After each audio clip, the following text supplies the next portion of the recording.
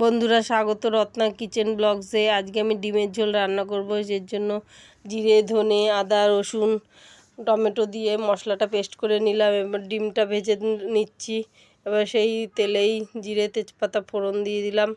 ফোড়ন দিয়ে পেঁয়াজ কুচি করে রেখেছিলাম আগের থেকে, সেগুলো দিয়ে ভাজছি। ভাজা হয়ে গেলে দেখো ডিমগুলো ভেজে তুলে রেখেছি। ভাজা হয়ে গেলে মিক্সিতে যে মশলাটা করে রেখেছিলাম সেটা দিয়ে দিচ্ছি। এবার মিক্সি বাটিটা ধুয়ে জল দিয়ে দেবো একটু, তাহলে মশলাটা কষাতে সুবিধা হবে। দেখো ভালো করে মিশিয়ে নিচ্ছি, মশলাটা সুন্দর করে কষিয়ে নিচ্ছি। আলুগুলো কিন্তু সেদ্ধ করা না, কাঁচা আলুই আমি আজকে ভাজিনি। আলুগুলো কাঁচা আলুই কেটে দিয়ে দিলাম। লবণ হলুদ দিয়ে ভালো করে মশলাটা কষিয়ে নিচ্ছি।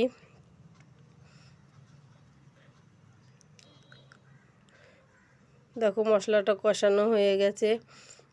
এবার মটরশুঁটি ছাড়িয়ে ধুয়ে পরিষ্কার করে রেখেছিলাম, সেটা দিয়ে দিলাম। এবার তারপরে একটু ভালো করে কষিয়ে নিচ্ছি। জল দিয়ে দেবো। এবার জল দিয়ে ফুটে উঠলে ডিম কোটা দিয়ে দেবো। ঝালটা আমরা একটু বেশি খাই, এই জন্য ঝাল দিয়েছিলাম বেশি।